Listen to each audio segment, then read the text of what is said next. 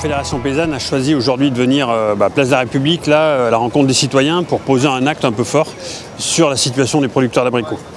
On voit que depuis le début de la récolte, il y a des distorsions de prix, il y a vraiment un manque de revenus chez les producteurs d'abricots. Il y a des abricots qui partent à 50 centimes du kilo de certaines fermes pour arriver à 3 € du kilo sur les lieux de vente. Donc il y a vraiment un problème de répartition de la création de richesse, de la répartition de la valeur ajoutée et un manque de revenus chez les paysans. Donc on est venu ici pour montrer à l'ensemble des citoyens qui sont présents ici et puis aussi peser dans le débat politique sur le fait de dire on ne peut pas laisser la production d'abricots se libéraliser comme on a laissé d'autres productions se libéraliser.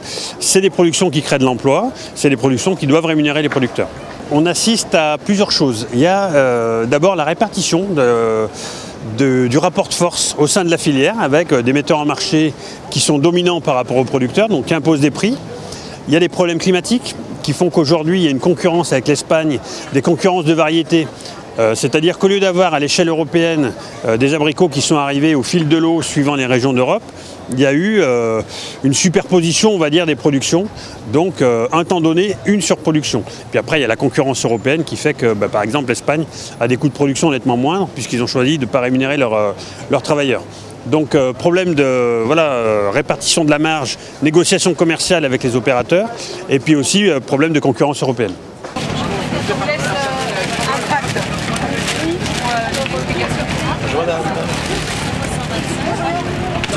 Ils sont pas très mûrs, c'est cueilli de ce week-end, oui, mais ça va vite mieux. Là, il y a une action pédagogique qui explique qui prend quoi au sein de la filière et puis qui explique aussi que l'abricot ne produit pas de la même façon à tous les quatre coins d'Europe et que l'Espagne utilise des béquilles, on va dire, de concurrence qui sont l'exploitation des travailleurs, qui ne sont pas acceptables et qu'aujourd'hui ça met à mal la filière abricot en France aussi.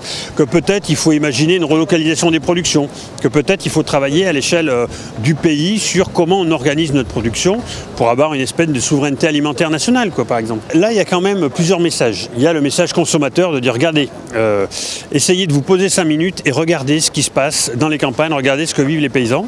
Et puis après, il y a le message média, le message politique, qui est là pour dire, dans une semaine, on va lancer les états généraux de l'alimentation.